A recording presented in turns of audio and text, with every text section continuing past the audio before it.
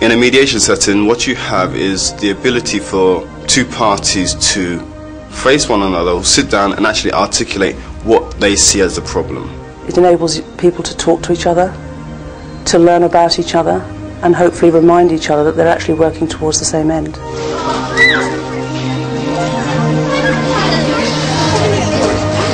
Mediation is a form of disagreement or dispute resolution in which an independent person helps the parties find their own solution to the disagreement. The purpose of this video is to show how mediation works and to look at the benefits it can bring. I think that the mediation process is very different, that it does enable people to sort of come on a more equal basis with a much more open mind to perhaps thinking about how they're going to resolve it. Mediation is an optional voluntary process and one way of resolving disagreements about a child's special educational needs and how best to meet those needs. It's really made me think about how I'm behaving and how actually you can use the skills of mediation to get something better out of a meeting. Agreements aren't always reached during mediation, and it's not the job of the mediator to push for a solution. His or her role is to enable everyone to find their own ways of resolving the dispute. The most important thing is that the channels of communication are now open between the parents and the parties involved in a child's education. We're often going into meetings where we're not saying very much, but just in getting the parents to be able to put across how they feel has often been very useful in the school understanding the parents' point of view. Mrs. Brown is fine. So how does mediation work in practice? Mediations can take a number of routes and end in a number of possible outcomes. In this video, we use actors to illustrate aspects of mediation. Other participants all have experience of real mediations. In this scenario, Daniel transferred to secondary school last September. His mother requested a statutory assessment, but that was turned down. She has just lodged an appeal with the SEN tribunal and has taken Daniel out of school in protest. I've agreed to this mediation because I want to feel happy about sending Daniel back to school, and I want to make sure that he gets the help that he needs. He's a really good boy, Daniel, but he doesn't understand what he's meant to be doing in his lessons, and I want an assessment. They've said no. I can't leave it like that. Not while things are not right.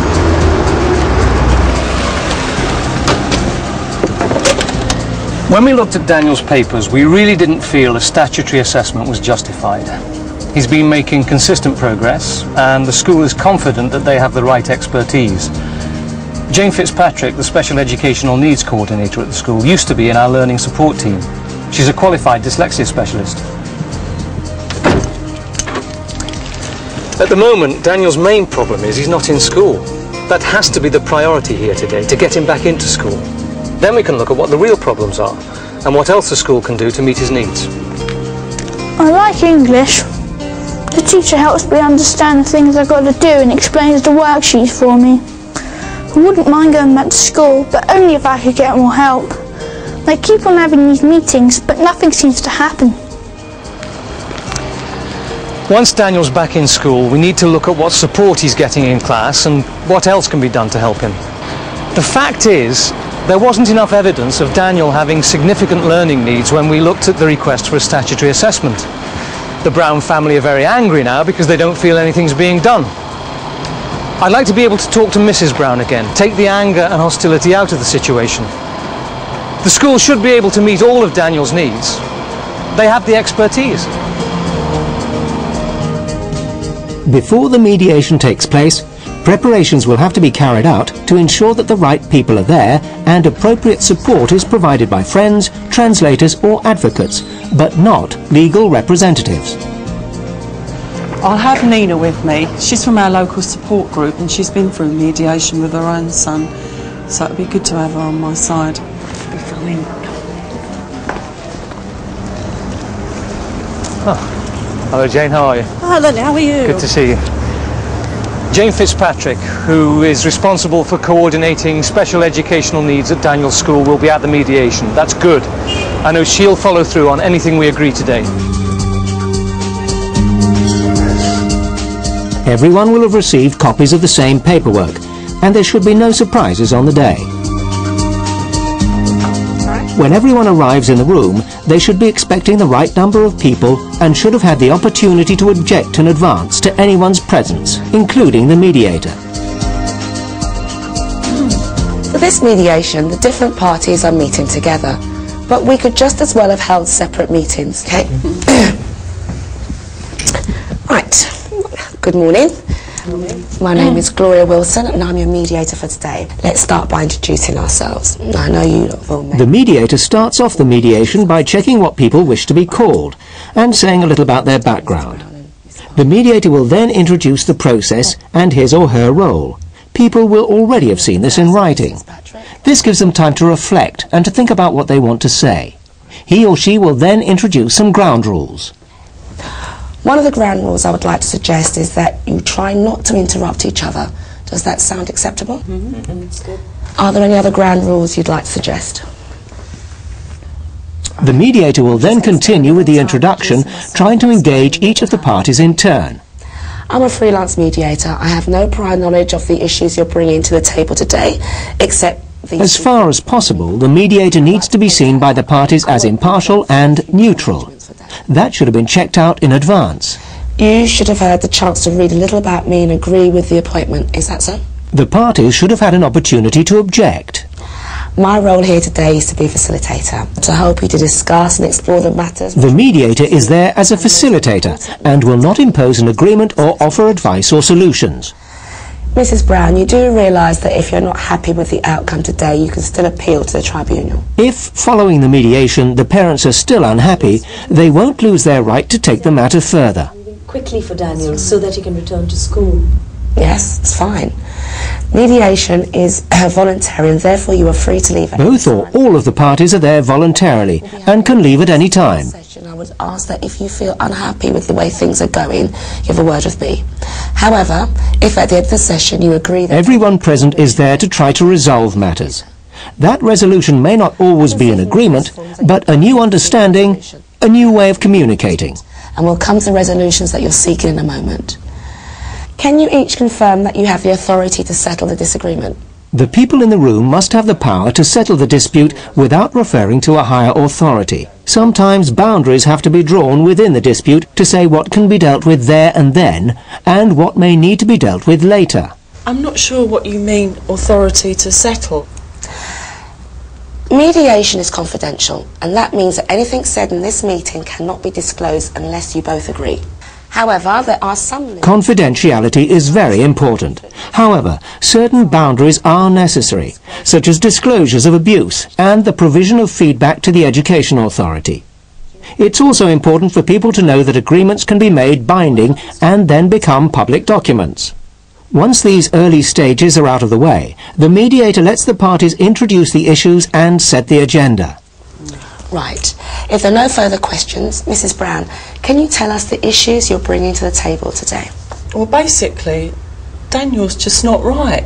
He's struggling to keep up with his work. He says he doesn't want to go to school. And every time I go up to school and ask for help, they just say that everything's okay.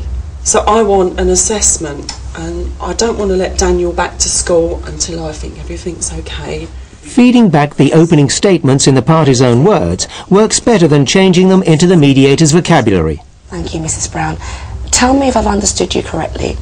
You're worried about Daniel, you think he's struggling, but when you go to speak to the school they say he's okay. You want him assessed? Yes, that's right. Thank you, Mrs. Brown. Lenny, would you like to tell us the issues you're bringing to the table? I'm sorry you're worried about Daniel, Mrs. Brown.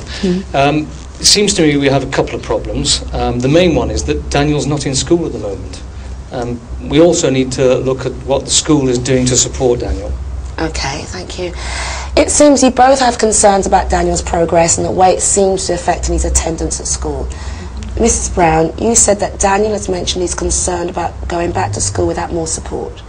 Lenny, you've also mentioned looking at the support the school can provide. From what you've already said, it seems the areas you've both identified include Daniel's return to school, his attendance, and the support he gets in lessons.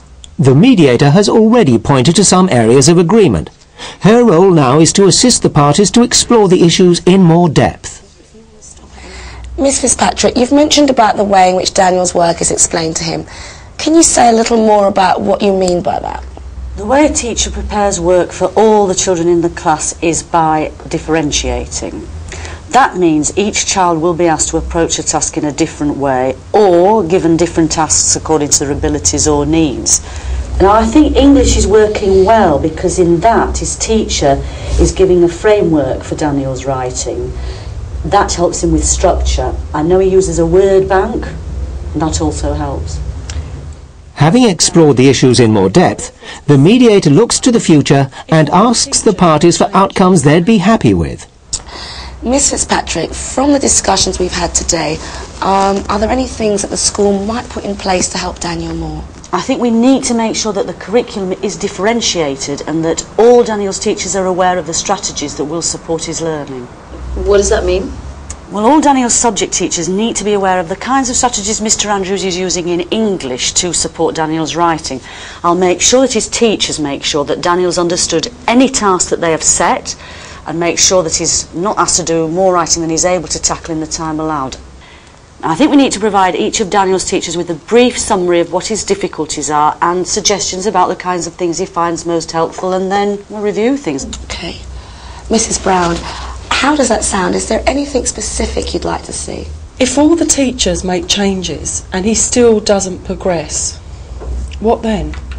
Will Daniel ever get the assessment before it's too late? We need to give this programme time to work, and Daniel needs to be in school every day. Now, if he's attending school and after 6 months of this new approach he's still having problems, then we'll be happy to look at a further request for a statutory assessment. Mrs. Brown, how's this sound to you? Well, fair enough. I guess she does need time to talk to the other teachers. I like the idea of Daniel being part of the meeting. Perhaps we can make it a three-way agreement. But I want Daniel assessed after 6 months if there's no change. During the mediation, the mediator allows people breaks so that they can talk to their supporters. The mediator also uses this opportunity to consult with both parties to see if they're happy with the way things are going. If emotions are running high, separate meetings can be a good way to let things cool down. I am sorry to see that you're upset. Is there anything you can... Agreements can only be made binding if both parties agree. A break between the mediation and the agreement stage should always be suggested. This reinforces the end to the confidential and voluntary process. The first agreement you made is about Daniel's lessons. Mrs. Patrick has agreed to talk to each of his subject teachers and to work out a plan with them. She'll then arrange a review in 6 weeks. Is that okay, Mrs. Patrick? Fine.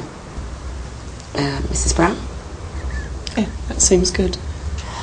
Would it make sense for you to pencil in a date before you leave? Alright, that's good. Just one last thing. None of us can speak for Daniel. All we can say is that he is invited to the meeting and we hope he'll attend.